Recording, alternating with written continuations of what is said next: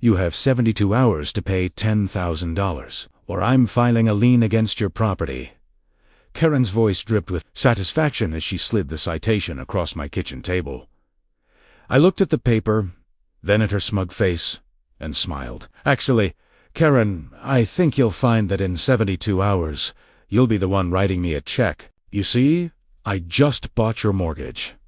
3 months earlier, my name is David Chun, and I'm a financial analyst who moved to Riverside Meadows, thinking I'd found the perfect suburban paradise. The houses were beautiful, the lawns were pristine, and the neighborhood seemed peaceful. What I didn't know was that our homeowners association was run by a woman who would make my life a living nightmare. Karen Mitchell was the HOA treasurer, and she took her role with a kind of zealous authority usually reserved for medieval inquisitors. She was in her late 50s, with perfectly coiffed blonde hair that never moved in the wind, designer sunglasses that cost more than most people's monthly rent, and a perpetual expression that suggested she'd just smelled something unpleasant. My first encounter with Karen came exactly 1 week after I moved in. I was still unpacking boxers when I heard an aggressive knock on my door. I opened it to find Karen standing there with a clipboard, her lips pressed into a thin line of disapproval. "Mr. Chun," she said, emphasizing my name with an odd inflection that made it sound like an accusation. "I'm Karen Mitchell,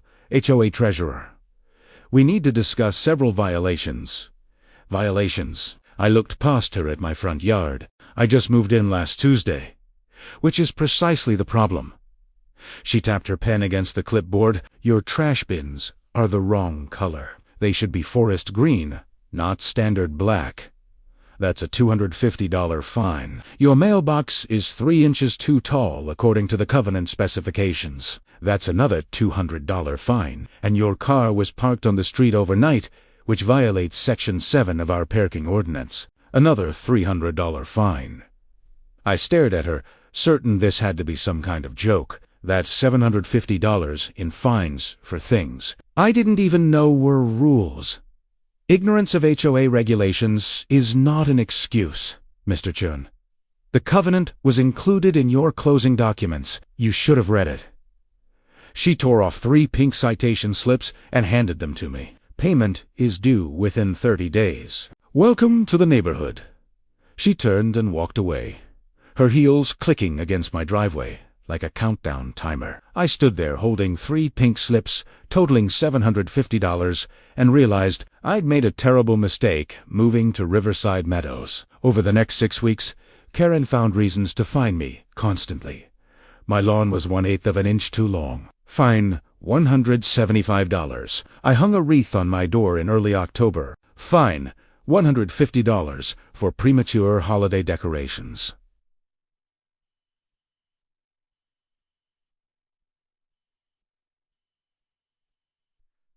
My hedge trimmer made noise before 9 a.m. on a Saturday. Fine, $225 for disturbing the peace. Every time I paid a fine, Karen would hand-deliver the next citation with a smile that never reached her eyes. She was enjoying this. I was her personal ATM machine, and she was making withdrawals every week. The only bright spot in this nightmare was Barbara Chu, no relation, despite sharing a last name. Barbara was the HOA president, and she was everything Karen wasn't. Where Karen was cold and vindictive, Barbara was warm and reasonable. She had kind eyes behind her red-framed glasses, always wore professional blazers in cheerful colors, and genuinely seemed to care about the community. I met Barbara at my 3rd HOA meeting, which I attended specifically to complain about Karen's ridiculous fines. I stood up during the open forum section and began listing every citation I'd received. Trash bins the wrong color. Mailbox 3 inches too tall. Car parked on the street. Lawn 1/8 inch too long. A wreath in October using a hedge trimmer at 8:57 a.m. instead of 9 a.m. I looked around the room at my neighbors, many of whom were nodding sympathetically. In 6 weeks, I've been fined over $2,300. This isn't governance. This is harassment. Karen stood up immediately. Mr. Chun is attempting to paint himself as a victim when he is simply a resident who refuses to follow clearly stated rules. Every fine issued has been legitimate and, according to our covenant, Karen, sit down, please. Barbara's voice was firm but not unkind. She turned to me with an apologetic expression. "Mr. Chun, I want to apologize on behalf of the board. While technically, the citations may fall within our covenant language, the spirit of our HOA has never been to punish residents for minor infractions. I'll review your case personally." Karen's face flushed red. "As treasurer, I have the authority to... As president, I have the authority to review any citations I deem excessive or inappropriate." Barbara raised her hand gently, and Karen fell silent, though her expression could have curdled milk. "We'll table this discussion for now. Mr. Chun, please see me after the meeting." After the meeting ended, Barbara approached me with a warm smile. "I'm truly sorry about all this. Karen can be zealous in her interpretation of the rules. I'll have the board review your fines, and I'm confident we can reduce or eliminate most of them." "Thank you, Barbara. I really appreciate it." I felt genuine relief for the first time in weeks. "Don't thank me yet," she said, lowering her voice and glancing toward where Karen was gathering her papers. "Karen doesn't like to be challenged. This might get worse before it gets better." Barbara was right. 2 days later, I received a citation for having unapproved window treatments visible from the street. Fine, $350. The window treatments in question were the standard blinds that came with the house. I called Barbara immediately. "She's retaliating." "I know," Barbara sighed. "I'm calling an emergency board meeting for tomorrow night. We need to discuss limiting Karen's authority to issue fines without board approval."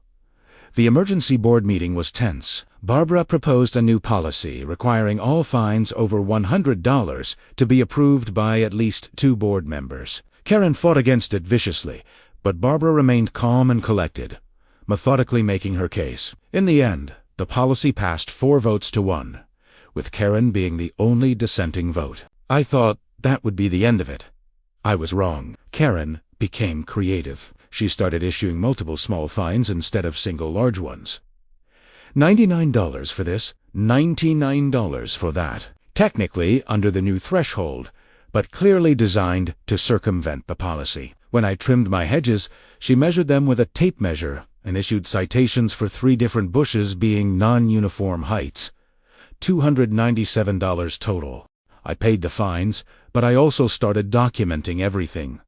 Photos, videos, written records of every interaction. I had a feeling I was going to need evidence eventually. The breaking point came in late November. I was hosting Thanksgiving dinner for my family when Karen appeared at my door with another citation. My sister's car, which was parked legally in my driveway, apparently violated a rule about commercial vehicles because it had a small company logo on the side. She worked for a bakery. "That's a $500 fine for each day the vehicle remains on the property," Karen announced loudly enough for my family inside to hear. "Karen, it's Thanksgiving.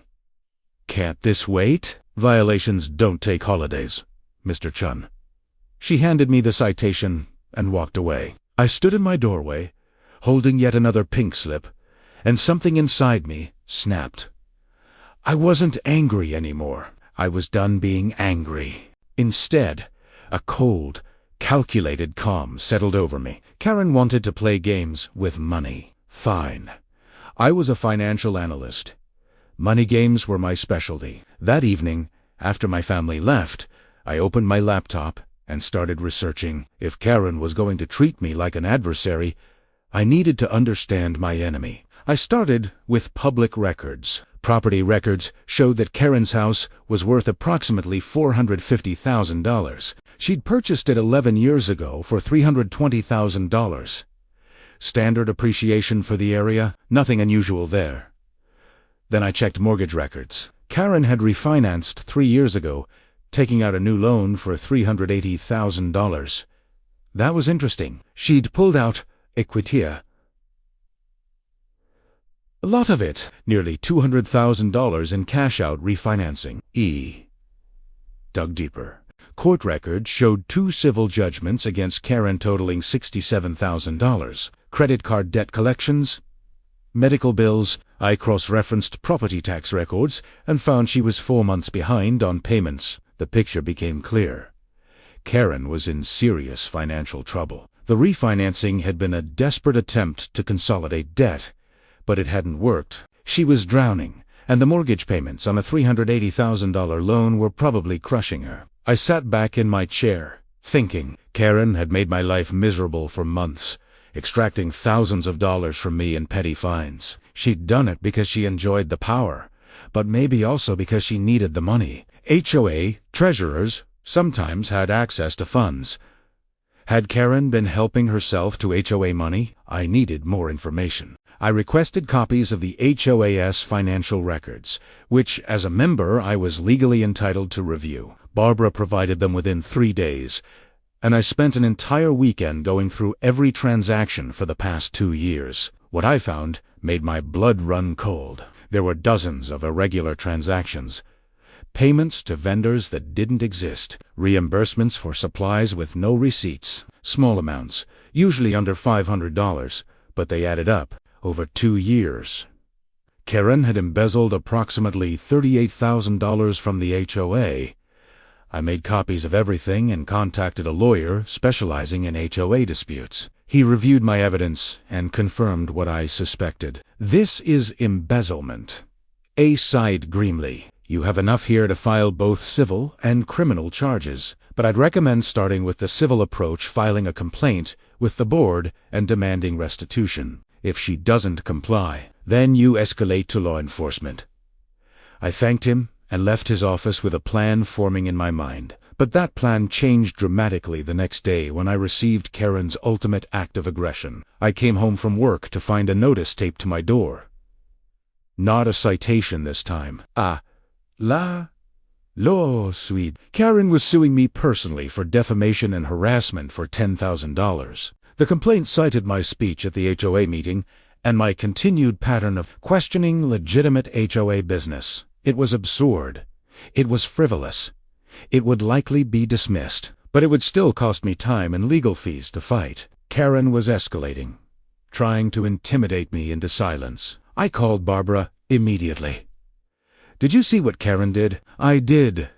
David, I'm so sorry. This has gone way too far. I'm calling for a vote to remove her as treasurer at next week's board meeting." "That's not going to be enough, Barbara. I have evidence that Karen's been embezzling from the HOA." There was a long pause. "What?" I explained everything I'd found. The irregular transactions, the missing receipts, the phantom vendors. Barbara listened in stunned silence. "Oh my God," she whispered when I finished. I trusted her. How did I not see this? She was careful. Small amounts spread out over time, but it's all documented in the records she provided. "What are you going to do?" "I'm not sure yet, but I'm going to make sure she can't hurt anyone else." That night, I couldn't sleep. I kept thinking about Karen's mortgage situation, her embezzlement, her desperate financial state. And then, around 3 a.m., an idea struck me. It was bold. It was risky, but it was absolutely perfect. The next morning, I made a phone call to my contact at a debt purchasing firm. I need information about distressed mortgages in the Riverside area, specifically any loans that are seriously delinquent and might be sold to collection agencies. He called me back 3 hours later. I found something interesting. There's a loan serviced by Coastal Lending that's 7 months delinquent. The property is at 4217 Maple Grove Drive. Doe? Is that help? 4217 Maple Grove Drive. Karen's address? Yes, I said slowly. That helps a lot. What would it take to purchase that debt? My contact laughed. You want to buy someone's mortgage? That's unusual for an individual.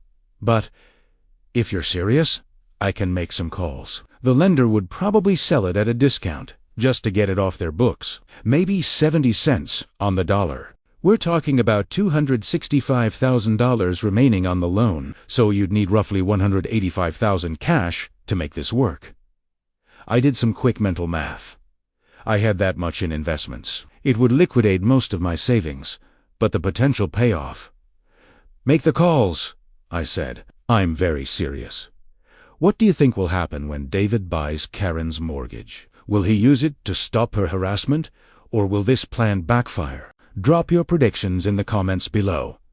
And don't forget to subscribe to see how this revenge story unfolds. The next 72 hours were the most intense of my life. While Karen was busy preparing her frivolous lawsuit against me, I was quietly orchestrating the financial move that would change everything between us. My contact at the debt-purchasing firm, Marcus, worked miracles. He connected me with the asset manager at Coastal Lending, who was desperate to offload Karen's delinquent mortgage. The loan had been in default for 7 months, and the foreclosure process was expensive and time-consuming. They were eager to sell. "We have the loan valued at $265,000 remaining principal," the asset manager explained over the phone. "Given the delinquency and legal costs we're facing, we're willing to accept $178,000 for immediate sale. That's about 67 cents on the dollar."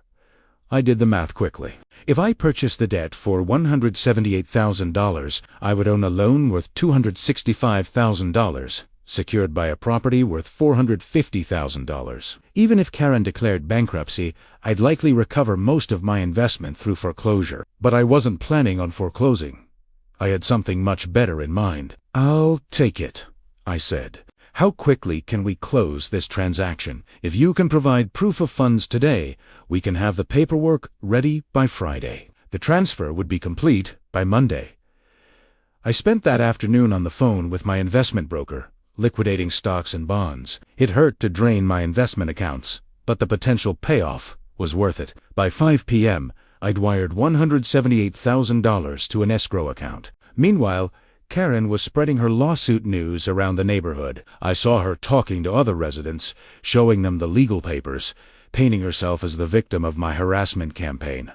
Some people seemed sympathetic to her. Others looked skeptical. Barbara openly confronted her at the mailbox. "This lawsuit is ridiculous, Karen, and you know it," I heard Barbara say as I picked up my own mail. "David has every right to question HOA finances, especially now. Especially now." Karen's voice rose sharply. "What's that supposed to mean?" Barbara lowered her voice, but I could still hear her. "It means I've been reviewing the financial records myself, and I have some serious questions about certain transactions." Karen's face went pale, then flushed red. "How dare you question my integrity? I've been managing this HOA's finances for 6 years, and in those 6 years, we've somehow spent $38,000 on supplies and services with no documentation. I'm calling a special board meeting for next Thursday. You'll need to provide receipts and explanations for every questionable transaction." Karen grabbed her mail and stormed toward her house without another word. I caught Barbara's eye and gave her a small nod of appreciation. She nodded back, but her expression was troubled. That evening, Karen appeared at my door again. This time, she wasn't holding a citation. She was holding a stack of papers at least 2 inches thick. "You want a documentation?" she snapped. "Here's documentation. Every single receipt, every invoice, every transaction from the past 6 years. I'm going to prove to the board and to everyone in this neighborhood that I've done nothing wrong. And then my lawsuit against you is going to proceed. You're going to regret ever moving here." I took the stack of papers calmly. "Thank you, Karen. I look forward to reviewing these." She leaned in closer, her voice dropping to a venomous whisper. "You think you're clever, getting Barbara on your side, but I've been running this HOA long before you arrived, and I'll be running it long after you leave. People like you don't win against people like me." I smiled. "We'll see about that." She left, and I spent the rest of the evening going through her documentation.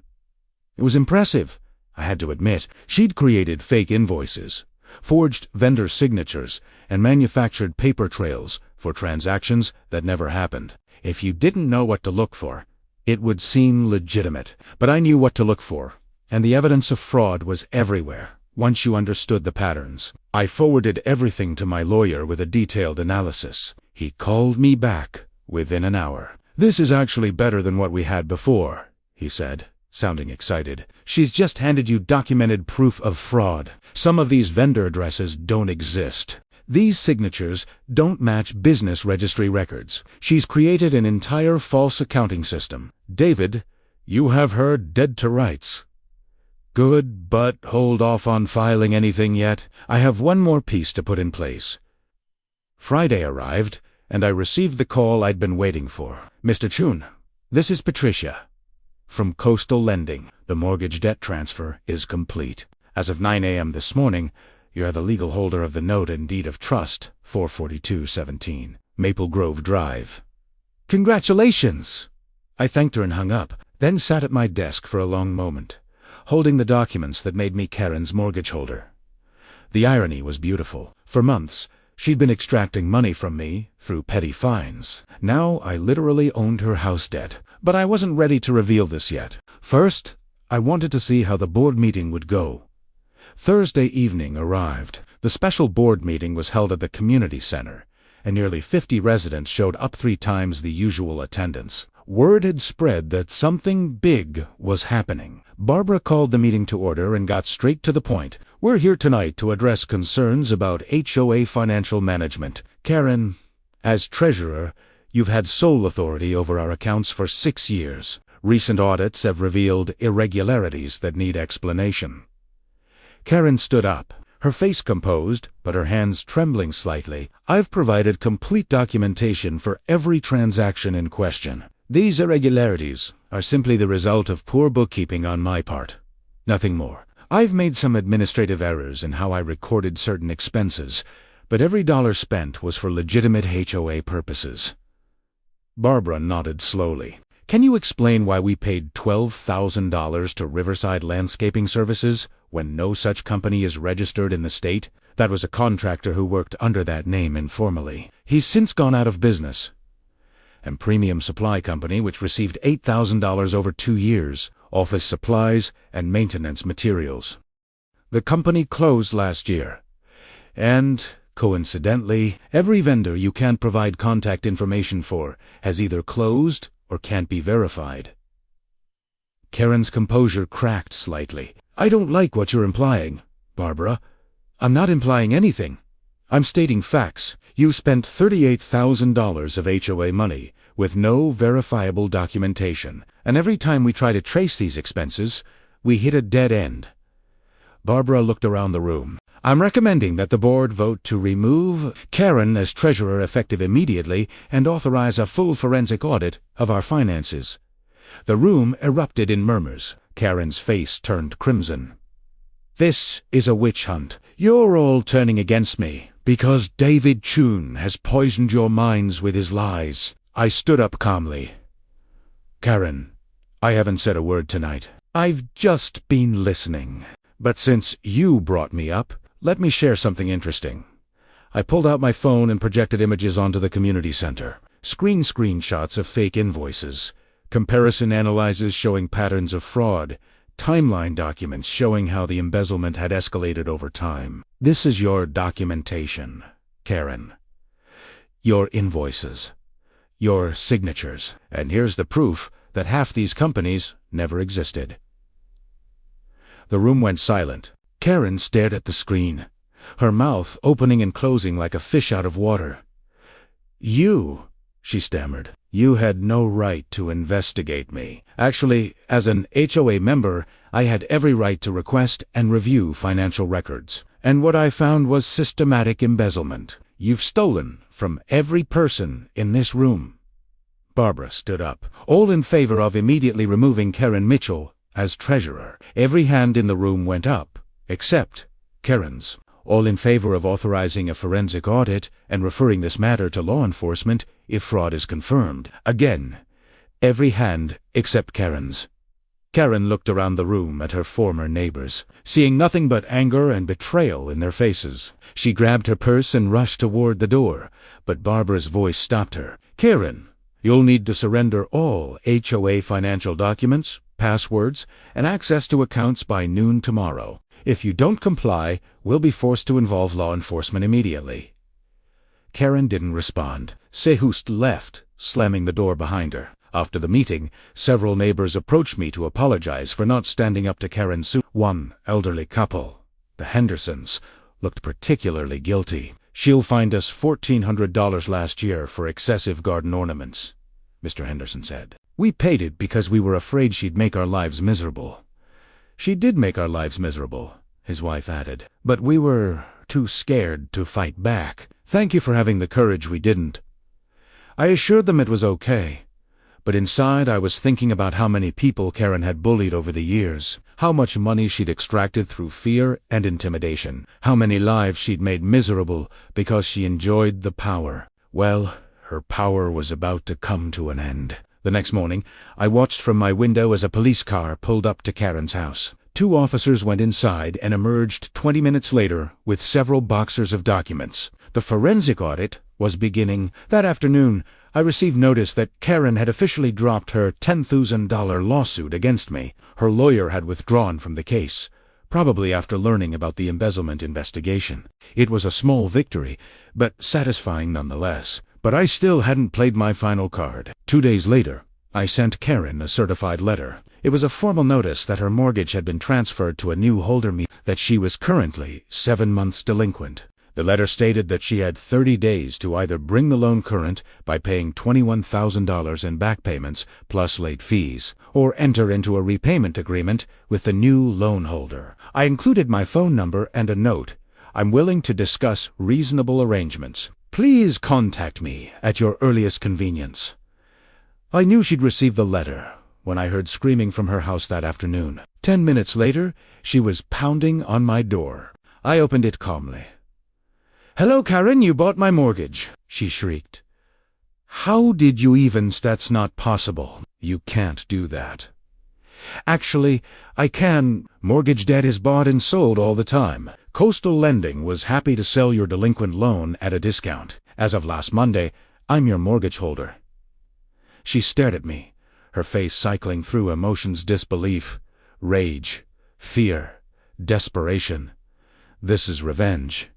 This is illegal. It's completely legal. I purchased debt that was for sale, the same way collection agencies buy credit card debt, the same way any debt can be sold. You've taught me a valuable lesson, Karen.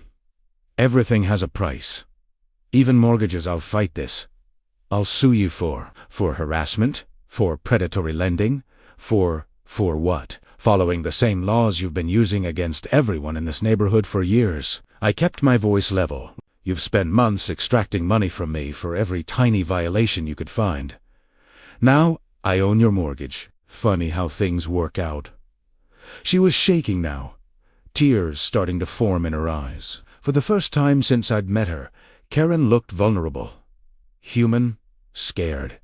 I can't pay $21,000. I don't have it. I know. I've seen your financial records. You're drowning in debt. You're behind on property taxes, and you've been embezzling from the HOA to try to stay afloat. It hasn't worked. She collapsed against my doorframe, all her arrogance gone. What do you want from me? I looked at her for a long moment. This woman who'd made my life hell, who'd bullied countless neighbors, who'd stolen from the community. Part of me wanted to twist the knife to make her suffer the way she'd made others suffer.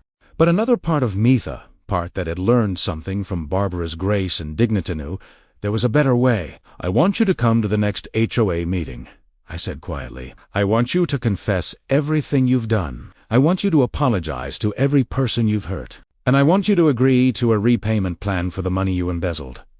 And if I do that, then I'll restructure your mortgage at 0% interest and work with you on a payment plan you can actually afford. I don't want your house, Karen. I want justice. There's a difference. She looked up at me, searching my face for deception. Why would you do that? Because someone recently taught me that revenge isn't always about crushing your enemy. Sometimes it's about being better than they were. I stepped back. You have until next Tuesday's meeting to decide. Either work with me, or I'll proceed with foreclosure and let the criminal investigation run its course. Your choice. I closed the door, leaving her standing on my porch, and wondered if I'd just made the biggest mistake of my life, for the smartest move yet. Will Karen take David's offer, or will she try to fight back one more time? Can someone who's caused so much pain really change? Share your thoughts in the comments, and make sure you're subscribed to see what happens next in this incredible story. The weekend before the Tuesday HOA meeting was the longest of my life. I kept second-guessing my decision to offer Karen a way out. She'd tormented me for months, stolen from the community, and shown zero remorse until I had her backed into a corner. Why was I giving her mercy she'd never shown anyone else? Barbara helped me understand when she invited me over for coffee on Sunday morning. "You're doing the right thing," she said, pouring me a cup of her excellent dark roast. "What you're offering, Karen, isn't mercy. It's accountability with dignity." "There's a difference." "Is there? Because right now it feels like I'm letting her off easy." Barbara smiled and adjusted her red-framed glasses. "David, you're not letting her off anything. You're making her face what she's done publicly, repay what she stole, and restructure her life under your terms. That's not mercy, that's justice. The difference is you're not destroying her in the process. She tried to destroy me. She did. And she failed. Because you're better than she is." Barbara took a sip of her coffee. "I've been president of this HOA for 8 years. I've seen people handle power in different ways. Karen used it to hurt people. You have the chance to use it to heal this community. Don't waste that opportunity by becoming what she was." I thought about that conversation all Sunday night. By Monday morning, I'd convinced myself that Barbara was right. I was taking the high road. I was being the bigger person. Then Monday afternoon, everything changed. I was at my home office when I received an email from my lawyer with the subject line, "Urgent Karen Mitchell, criminal activity." My stomach dropped as I opened it. "David," the email began, "I've been contacted by the prosecutor's office handling the HOA embezzlement case. Their forensic audit uncovered something much bigger than we initially thought. Karen wasn't just embezzling from the HOA. She's been running a mortgage fraud scheme involving at least 4 other properties in the area. The fraud totals over $300,000. They're filing criminal charges tomorrow morning. I wanted you to hear this from me first, before it becomes public. Call me." I sat staring at my screen, my mind reeling. $300,000 for other properties. This wasn't just a desperate woman stealing to pay her bills. This was organized, systematic fraud. I called my lawyer immediately. "Tell me everything." The forensic accountant found evidence that Karen has been creating fake property transactions using her position as HOA treasurer to access personal information. She'd identify homeowners who were behind on payments, create fraudulent loan modifications, and pocket the fees. She even forged signatures on refinancing documents. The FBI's involved now because she crossed state lines with some of the transactions. The FBI. I couldn't believe what I was hearing. This is federal wire fraud. David, Karen's looking at 20 years minimum, if convicted. The prosecutor wanted you to know because you're technically a victim, Tushy, to sue you as part of covering her tracks. They might need you to testify. After the call ended, I sat in my office trying to process this information. The woman I'd offered a second chance to wasn't just a petty imp. She was a serious criminal who'd victimized multiple families. Had I been a complete fool to offer her any mercy at all? I called Barbara immediately and explained everything. There was a long silence on the other end of the line. "Oh my God," Barbara finally said. "I knew she'd stolen from the HOA. But this, David, you need to be careful. If she's desperate enough to commit fraud on this scale, there's no telling what she might do when she realizes the walls are closing in. Should I withdraw my offer? I mean, it's meaningless now, anyway. She's going to prison." "That's up to you. But the HOA meeting is tomorrow night, and people deserve to know the truth. Whether she shows up or not, we should proceed." That night, I barely slept. I kept thinking about all the families Karen had hurt, all the lives she'd damaged with her greed, and I kept thinking about how close I'd come to being manipulated by her desperation at my doorstep. Tuesday morning, I woke up to chaos in the neighborhood. News vans were parked on our street. Reporters were everywhere. The story had broken. Local HOA treasurer arrested for multi-state mortgage fraud scheme. I watched from my window as federal agents entered Karen's house at 7:15 a.m. They were inside for 3 hours, carrying out boxers of documents, computers, and files. Karen was let out in handcuffs at 10:23 a.m., her head down, her expensive sunglasses unable to hide her tears. The neighborhood had gathered on lawns and driveways, watching the spectacle. Some people looked shocked. Others looked vindicated. I saw Mrs. Henderson crying on her husband's shoulder. The Petersons, an elderly couple from 3 houses down, were talking urgently with a reporter. Barbara appeared at my door around 11 a.m. "Have you seen the news? Hard to miss it. The FBI is saying this could be one of the largest HOA-related fraud cases in state history. Karen victimized 17 families across 3 counties. Some people lost their entire life savings." Barbara looked tired, older than I'd ever seen her. "I worked with her for 6 years. David. How did I not see this? Because she was careful. Because she was smart about hiding it. You can't blame yourself. Can't I? I was the president. The oversight was my responsibility." She sat down heavily on my couch. "The whole board is probably going to have to resign. There will be lawsuits, insurance claims. This neighborhood is going to be dealing with the fallout for years." Over the next several hours, the full scope of Karen's crimes emerged through news reports and official statements. She'd been running her scheme for 7 years, starting small with HOA embezzlement and gradually expanding to mortgage fraud. She'd created shell companies, forged documents, and manipulated vulnerable homeowners who were struggling financially. One of her victims was featured on the evening news, a single mother named Jennifer who'd fallen behind on her mortgage after her husband died. Karen had approached her with an offer to modify her loan, charged her $8,000 in fees, and provided fraudulent documents that Jennifer believed were legitimate. When the real lender initiated foreclosure proceedings, Jennifer discovered she'd been scammed. She lost her house and her life savings. "She seemed so professional, so official," Jennifer said on camera, crying. "She was the HOA treasurer. I trusted her. How was I supposed to know she was stealing from me?" Watching that interview broke something inside me. I'd been so focused on my own battle with Karen, my own petty fines and harassment, that I hadn't fully grasped the magnitude of her crimes. She hadn't just been a bully. She'd been a predator, targeting the most vulnerable people she could find. The HOA meeting that evening was packed. Over 100 residents showed up, along with reporters and what appeared to be FBI agents taking notes in the back row. Barbara called the meeting to order at 7 p.m. sharp. "I know everyone has questions," she began, her voice steady despite the chaos. "I'll do my best to answer them. But first, I want to address the elephant in the room. Karen Mitchell has been arrested on federal charges of wire fraud, mortgage fraud, and embezzlement. The investigation is ongoing, but initial findings suggest she defrauded at least 17 families of over $300,000. The room erupted in angry voices. Barbara raised her hand for quiet. "I understand everyone is upset and angry. I am too. As your HOA president, I failed to catch this, and for that I am deeply sorry. I'll be offering my resignation effective immediately, and I encourage the entire board to do the same. We need fresh leadership and a complete restructuring of our financial oversight." "No." The voice came from the back of the room. I turned to see Mrs. Henderson standing up. "Barbara, you didn't steal anything. You didn't commit fraud.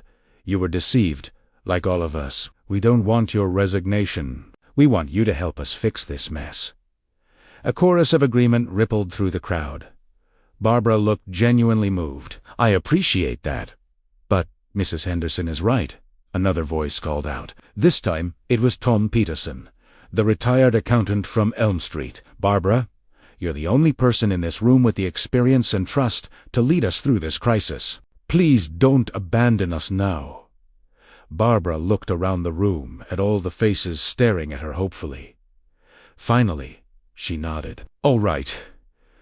I'll stay on as president, but I'm instituting immediate changes. First, we're hiring an independent accounting firm to manage our finances. Second, we're creating a resident oversight committee with full transparency into all HOA transactions. Third, we're implementing quarterly audits. No one person will ever have the kind of unchecked authority Karen had. Does anyone object?" Silence, then applause. "Good. Now, let's talk about moving forward." Barbara looked directly at me. "David June has been one of Karen's primary victims in terms of harassment, though thankfully he avoided her larger fraud schemes. David, would you be willing to share your experience and explain how you uncovered the embezzlement?" I stood up, suddenly aware that every eye in the room was on me. I walked to the front and took a deep breath. 3 months ago, I moved to Riverside Meadows thinking I'd found a perfect community. Instead, I found Karen Mitchell waiting to make my life miserable. She'll find me for everything she could think of: wrong trash can colors, hedge heights, parking violations that didn't exist. In 2 months, she extracted over $4,000 from me in ridiculous citations. I saw heads nodding throughout the room. Clearly, I wasn't the only one who'd experienced Karen's harassment. But the fines weren't really about the money for her. They were about power and control. When I finally stood up to her at an HOA meeting, she escalated. She filed a frivolous lawsuit against me for $10,000 just to intimidate me into silence. That's when I decided to fight back. I started documenting everything and researching her background. What I found led me to discover the HOA embezzlement. I brought that evidence to Barbara and my lawyer, but what I didn't know, what none of us knew, was that the embezzlement was just the tip of the iceberg. I paused, gathering my thoughts. I also discovered that Karen was in serious financial trouble. Her mortgage was 7 months delinquent. The bank was preparing foreclosure proceedings. So I did something that, in retrospect, was probably crazy. I bought her mortgage debt. Gasps and murmurs filled the room. I paid $170,000 to become Karen's mortgage holder. My plan was to use that leverage to force her to confess to the embezzlement, apologize to everyone she'd hurt, and work out a repayment plan. I actually offered her a zero-interest restructure if she'd take accountability for her actions. "Why would you do that?" someone called out. "Because I thought she was just a desperate woman who'd made terrible choices. I thought maybe if I gave her a path to redemption, she'd take it." Primera, Juá, ese wrong. She wasn't desperate, she was criminal. She wasn't making mistakes, she was running a deliberate fraud operation that destroyed families.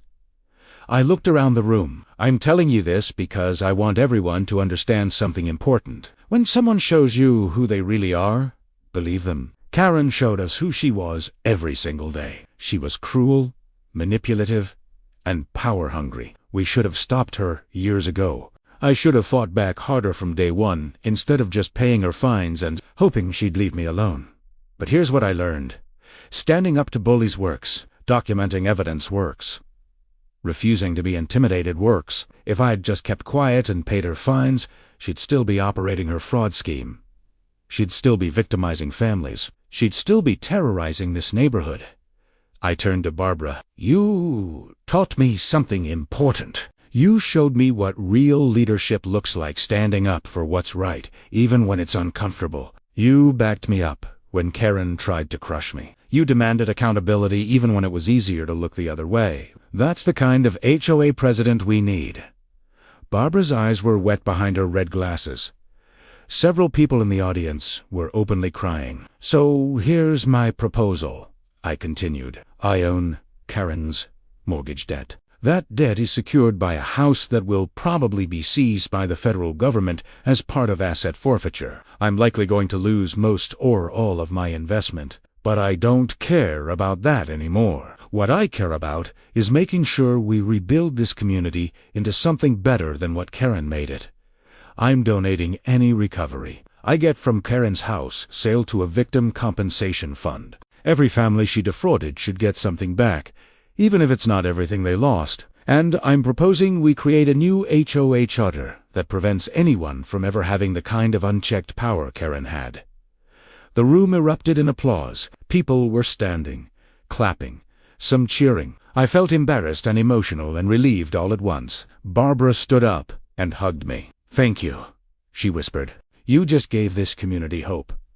The meeting continued for another 2 hours as we discussed restructuring plans, victim support, and criminal proceedings. By the time it ended at 10:15 p.m., I was exhausted, but also energized. We were actually going to fix this. As people filed out, Tom Peterson approached me with a concerned expression. "David, can I talk to you privately for a moment?" We stepped outside into the parking lot. Tom looked around to make sure no one was listening, then lowered his voice. "I didn't want to say anything in front of everyone, but you need to know something. Karen called me 3 days ago, before she was arrested. She was rambling, not making much sense, but she kept saying something about insurance, and making sure everyone goes down with her. I thought she was just being paranoid, but after hearing about the scope of her fraud...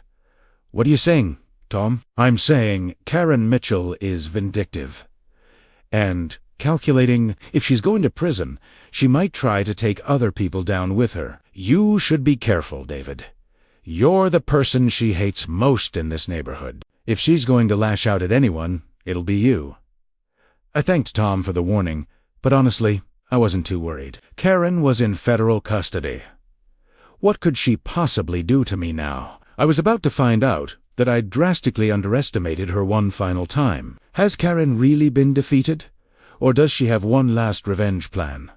What insurance was she talking about? Share your theories in the comments below, and don't forget to subscribe. Tom Peterson's warning echoed in my mind as I drove home from the HOA meeting. Kara was in federal custody, facing decades in prison, but something about his concern felt legitimate. Karen had always been calculating, always 3 steps ahead. What if she really did have some kind of insurance plan? I found out the next morning. I woke up at 6:30 a.m. to my phone ringing non-stop. Texts, emails, and voicemails flooded in simultaneously. My heart racing, I opened the first message from Barbara. David, call me immediately. Emergency. I called her back, and she answered on the first ring. David, Karen posted something online last night from jail. It's bad. What kind of something? She's claiming you conspired with her on the mortgage fraud scheme. She posted documents, fake ones. I assumed that show transactions between you two. She's saying you bought her mortgage as part of a money laundering operation and that you threatened to expose her if she didn't cooperate. It's all lies, but it's spreading everywhere. Local news is picking it up. My blood ran cold. She's trying to frame me. Her lawyer posted bail 2 hours ago. She's out, David. And she's not done yet. I spent the next hour calling my lawyer, who was already aware of the situation. Don't panic, he said, though his tone suggested he was concerned. These accusations are easily disproven. We have complete documentation of the legitimate mortgage purchase. Karen's credibility is destroyed. But you need to prepare for this to get ugly before it gets better. He was right about the ugly part. By noon, my doorbell was ringing constantly with reporters wanting statements. My phone number had somehow been leaked, and I was receiving threatening calls from people who believed Karen's lies. Social media was exploding with conspiracy theories about how I'd manipulated Karen and stolen her house. The worst part was watching my neighbors' reactions. Some stood by me, completely Barbara. The Hendersons, Tom Peterson, but others looked at me with suspicion now. Had I really helped Karen commit fraud? Was I as bad as she was? I was sitting in my living room around 2 p.m., curtains drawn against the reporters outside, when someone knocked on my back door. I approached cautiously and looked through the peephole. It was Karen. My first instinct was to call the police, but something stopped me. She was alone, and she looked different. Smaller somehow. Defeated. I opened the door, but kept the screen door locked between us. What do you want, Karen? 5 minutes. That's all I'm asking. 5 minutes to talk before this all ends. Against my better judgment, I unlocked the screen door and let her in. She sat at my kitchen table, the same table where this all had started months ago when she first delivered my citations. I'm going to prison, she said quietly, staring at her hands. 23 years minimum. My lawyer says I'll be 79 when I get out. My life is over. You did this to yourself. I know. She looked up at me, and for the first time since I'd met her, I saw genuine emotion in her eyes. Not manipulation, not calculation. Just exhaustion and regret. I didn't come here to defend what I did. I came to tell you the truth, and to offer you something. The truth. Karen, you've been posting lies about me all night. I know. That was my lawyer's idea. Create reasonable doubt. Muddy the waters, give the prosecutor a reason to offer a plea deal. But it's not going to work. The FBI has everything. Every transaction, every forged document, every victim. I'm done! She reached into her purse, and I tensed, but she just pulled out a folder. This is every piece of evidence I manufactured against you, every fake transaction record, every altered document. I'm giving it to you so you can prove it's all false. Take it to your lawyer. Clear your name completely. I took the folder. Suspicious. Why would you help me after everything? Because you did something no one else did. When you had me cornered, when you owned my mortgage, and could have destroyed me completely, you offered me a way out. You offered me 0 interest and a payment plan. You offered me dignity.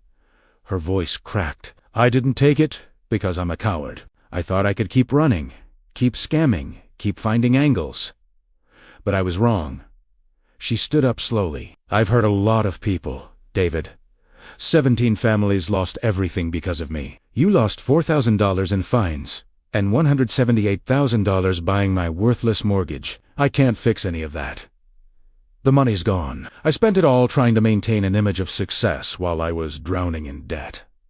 But I can do one thing. I can tell the truth.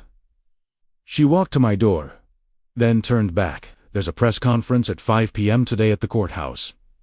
The prosecutor is making a statement about my case. I'm going to be there, and I'm going to confess everything publicly. Every crime, every victim, every lie, including the lies I told about you. I'm going to make sure everyone knows you had nothing to do with my fraud.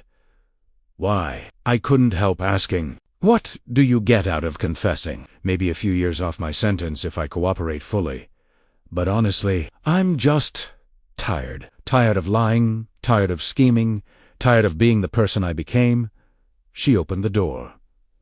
I don't expect forgiveness. I don't deserve it. But I wanted you to know that you were right about something. There is a difference between revenge and justice. I wish I'd learned that lesson before I destroyed my life. She left, and I stood in my kitchen holding the folder, unsure what to believe. Was this another manipulation? Another scheme? Or was Karen Mitchell actually capable of genuine remorse? At 4:45 p.m., I drove to the courthouse. A crowd had gathered: reporters, victims, curious onlookers. Barbara met me at the entrance, along with Tom Peterson and several other neighbors who'd come to support me. You shouldn't be here, Barbara said. Whatever Karen says, it might be hard to hear. I need to hear it. I need to see this through to the end. At exactly 5 p.m., the prosecutor stepped up to a podium covered in microphones.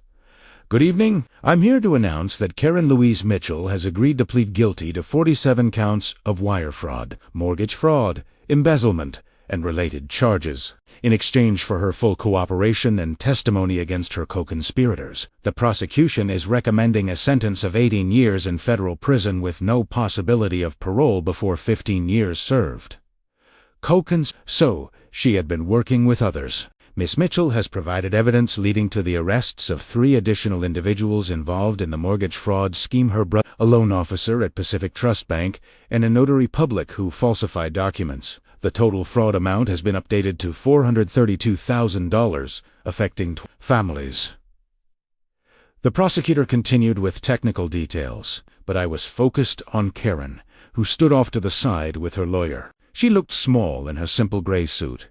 Nothing like the imperious HOA treasurer who'd terrorized our neighborhood. Finally, the prosecutor said, Miss Mitchell has also requested to make a statement. This is unusual, but given her cooperation, we've agreed to allow it. Karen stepped to the podium. Her hands were shaking as she unfolded a piece of paper. My name is Karen Mitchell, and I am a criminal. Her voice was barely audible at first. For 7 years, I stole from my neighbors, defrauded innocent families, and destroyed lives to fund a lifestyle I couldn't afford. I hurt people who trusted me. I betrayed a community that gave me responsibility, and when someone tried to hold me accountable, I tried to destroy him too. She looked directly at me. In the crowd, David Chun moved to Riverside Meadows 3 months ago. From the moment he arrived, I targeted him with harassment and frivolous fines. When he fought back and uncovered my embezzlement, I tried to sue him for $10,000. When he legally purchased my mortgage debt and offered me a chance to make things right, I refused and instead tried to frame him as my accomplice. Everything I posted online about David Chun was a lie. Every document I created implicating him was fabricated. He had absolutely nothing to do with my crimes. In fact, he's one of the few people who tried to show me mercy when he had every right to destroy me. I responded to that mercy by trying to ruin his reputation and his life. Cameras flashed as reporters captured every word. I could see some of the fraud victims in the crowd crying. "I can't undo what I've done," Karen continued. "Jennifer Torres lost her house because of me. The Stevenson family lost their retirement savings. Michael Park lost his daughter's college fund. 21 families, 21 had their lives destroyed because I was greedy and selfish and cruel." Her voice broke completely now. "I told myself I deserved the money because I worked hard, because I was smart, because other people were stupid for trusting me. But the truth is, I'm just a thief who used her position to prey on vulnerable people. I'm sorry. I know that means nothing. I know sorry doesn't pay back stolen money or restore lost homes or fix broken lives, but it's all I have left to give." She stepped back from the podium and was immediately led away by federal marshals. The press conference dissolved into chaos as reporters shouted questions and victims called out in anger. Barbara grabbed my arm. "Come on, let's get you out of here." We pushed through the crowd to the parking lot. I felt numb, disconnected from everything happening around me. "Are you okay?" Barbara asked. When we reached my car, "I don't know. I wanted justice.